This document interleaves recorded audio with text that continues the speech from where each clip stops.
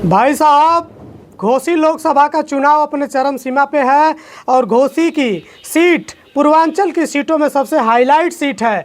राजनीति की बात करें तो मेरे साथ राजेंद्र मिश्रा हैं, इनसे बात होगी क्योंकि वरिष्ठ नेता में शुमार हैं, वरिष्ठ नेताओं में इनका नाम है और अच्छी भूमिका निभाते हैं। चाहे वो एमएलए का चुनाव हो, चाहे एमपी का चुनाव हो, इनकी भूमिका रहती है। तो राजेंद्र मिश्रा जी से मेरी बात हो घोसी में। घोसी चुनाव हम जीत जाएंगे। कैसे जीत जाएंगे? जीतने की तो बात होती है तो अरविंद राजभर कह रहे हैं हम जीत जाएंगे, राजू राय कह रहे हैं हम जीत जाएंगे, बालकृष्ण चौहान कह रहे हैं हम जीत जाएंगे। जीत कैसे जाएंगे? अब हम बालकृष्ण चौहान से शुरू करता हूँ। ये बताओ, बालकृष्ण चौहान कल्पनाथ राय के मरने के बाद 10,000 वोट से वो चुनाव जीते थे महतारी बेटा के लड़ने पर। इसके बाद बालकृष्ण चौहान कभी जनता के बीच में आए। राजू राय ने एक काम किया, अभी विदेश में आपके यहाँ काफ़ी मजदूर फंसे थे, उसको ले आया, विदेश में मर गया, इलाज कराया। सैकड़ों लड़कों को पढ़ाता है आज भी। तो राजू राय काम नहीं है? बहुत बड़ा काम किया राजू राय बेदगत। राजू राय जैसा बेदगत समाज में काम और कोई प्रत्याशी किया हो और सिद्ध कर दे तो हम राजू राय को कल बैठा दूंगा, नहीं चुनाव लड़ेंगे। तो मैं दावे के साथ करता हूँ। राजू राय का टिकट कटा, 14-20 साल से लगातार वो इस घोसी लोकसभा का दौरा करते रहे। और राजू राय एक अध्यापक हैं, एक उनके विद्यालय का कारोबार चलता है वहाँ कर्नाटका में, अमेरिका में पढ़ाते हैं, स्विट्जरलैंड में पढ़ाते हैं वह। और उसके बावजूद उतना बड़ा समय निकाल कर आपके घोसी लोकसभा में बेचारा महीना में 4 दिन दौरा करता है।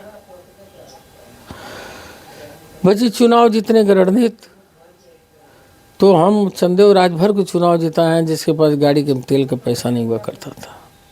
अभी हम घोसी विधानसभा में जीता हूँ। हमारे समाजवादी पार्टी कार्यकर्ता मऊ घोसी लोकसभा के समर्थक जब गुटबाजी नहीं करते हैं तो उस चुनाव को हम जीतते हैं। जब मेरी गुटबाजी होती है तो चुनाव में हारता हूँ। हमारी गुटबाजी के नतीजा ये है कि उत्तर प्रदेश में भाजपा की सरकार है। लेकिन गुटबाजी आपकी रुकेगी कैसे? आप बीच में ही पल्ला झाड़ लेते हैं और बगावत करने लगते हैं। गुटबाजी समाप्त है हमारी, और मेरी गुटबाजी का नतीजा है कि भारतीय जनता पार्टी की उत्तर प्रदेश में सरकार है और वो सरकार के मध्य में चूर हो गए हमारे लोगों, जिसके बल पर उनकी भारतीय जनता पार्टी कार्यकर्ता नहीं सरकार बनाए थे। और समाजवादी पार्टी की जितनी टिकट कटी है उनके अपेक्षा सरकार बनी है। और ये भूल गए कि बीजेपी की सरकार बनाने में कहीं न कहीं समाजवादी पर दुखित कार्यकर्ताओं का वोट था। अब इस बार वो ख़त्म हो चुका है। नौजवानों की भूमिका ये बताए कि नौजवान कभी वोट करेगा भाजपा को, किसान भाजपा को वोट करेगा, गरीब आदमी भाजपा को वोट करेगा। और जो खुद ओम प्रकाश राजभर ने कहा कि वेदांता में 4 लाख रुपया ले लिया और हमारा माता जी को ठीक नहीं कर पाए। इतनी किसी अस्पताल में दवा है, कोई थाना तहसील में बिना पैसे काम हो रहा? एक काम बता दो जो बिना पैसे काम हो रहा है इस सरकार में। आप ज़्यादा बोलेंगे, संघर्ष करें, अपन मुकदमा सब कायम हो जाएगा। अब चुप है। उद्घोषित इमरजेंसी उत्तर प्रदेश ने देश में लागू है, घोषित, आप बोल नहीं सकते हैं। ये बताइए कि विपक्ष के नेताओं पर ईडी सीबीआई है, कहीं सत्ता पक्ष के नेताओं पर ईडी सीबीआई है? इसी मऊ जनपद में कितने सत्ता पक्ष के नेता हैं जो लूटे हुए हैं? लेकिन ये तो चलता रहता है। जब कांग्रेस की पार्टी थी तो बीजेपी वालों पे छापा पड़ता था। कहीं कांग्रेस बीजेपी वालों किसी को नहीं छापा मारा? गलत बात। बताओ किसको छापा मारा हो कांग्रेस ने? कांग्रेस। चलिए हम घोसी पे आते हैं।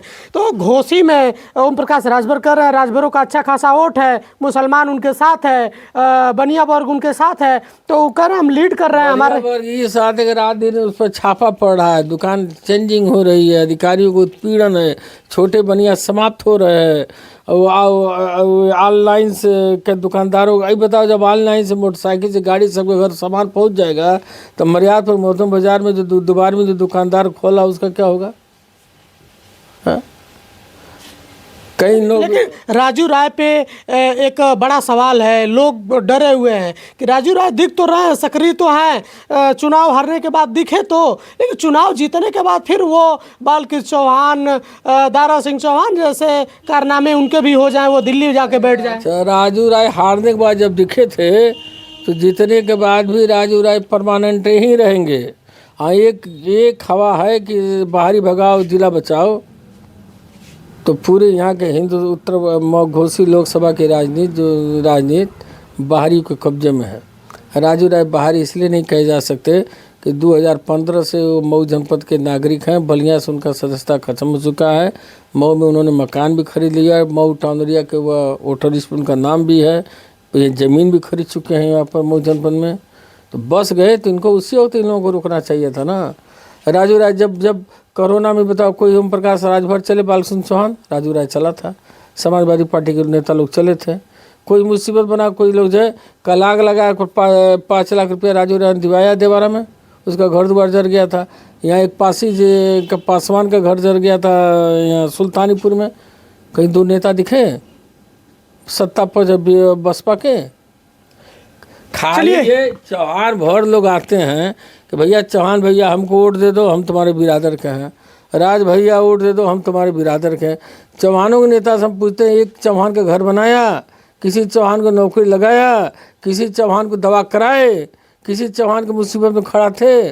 ओम प्रकाश राजभर किसी भर को नौकरी लगाए, किसी भर का मकान बनाए? भाई ओम प्रकाश राजभर ये कहते हैं कि जितने उत्तर प्रदेश के बजट होगी उतने हमारे ये बेचारे शराब पी के ढह जाते हैं। ये कोई मकसद है अपने समाज का? संदेश है? अरे समाज को शिक्षित करो, नौकरी चाकरी करो। एक तो उत्तर प्रदेश सरकार नौकरी नहीं दे रही है और आप अपने भरों को शराब पिलाना शुरू किए हैं। ये तो राजू राय नहीं करेगा।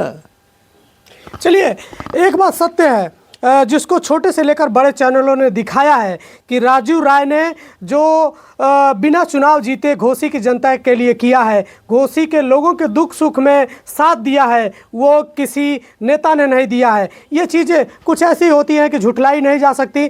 जैसे कि आप बड़े से छोटे चैनलों को जब आप खोलेंगे या राजू राय के बारे में जानने की कोशिश करेंगे तो ये चीज़ें निकल कर सामने आएंगी। तो अब मैं बात कर लेता हूँ कि इस बार राजेंद्र मिश्रा राजू राय के साथ हैं या नहीं है? 100% खड़ा हूँ। कहीं कोई मनमुटाव नहीं, कोई उत्पीड़न होगा तभी राजू राय के लिए हम चुनाव जिताने दौड़ रहा हूँ। सोच समझ के बोलिएगा, क्योंकि जब आप किनारा करते हैं, गुटबाजी करते हैं तो समाजवादी पार्टी का बड़ा नुकसान होता है। कभी अगर हम गुटबाजी करते तो सुधाकर सिंह चुनाव नहीं जीतते। 130 बूथ पर कुछ जिताया जो मेरे विधानसभा बॉर्डर पर है, जो कभी उनको वोट नहीं देते। गुटबाजी के कोई प्रश्न नहीं पैदा राजू राय चुनाव। अब तो हम जानता पूर्वांचल हर सीट हम जीत रहे हैं, एक आध छोड़कर। आजमगढ़ दोनों जीत रहे, जौनपुर जीत रहे, बनारस में अच्छी लड़ाई टक्कर दे रहे हैं अजय राय जी। और मैं अपनी बात छोड़ दो, कांग्रेस की है, हम यहाँ भी जीत रहे हैं, गोरखपुर जीत रहे हैं, सलेम से जीत रहे हैं, क्योंकि मऊ और आजमगढ़ 2 सीट बलिया ही तो परमानेंट हम जीत रहे हैं। अच्छा, एक चीज़ जो कोई नहीं करता है, घोसी में कुछ छोटे संगठन हैं जो मजबूती से काम कर रहे हैं, तो उनको कोई पूछ नहीं रहा है कि भैया आप इतना सक्रिय हैं, घोसी की बात कर रहे हैं, आप हमारे साथ आओ, या आप क्या कहना चाहते हैं?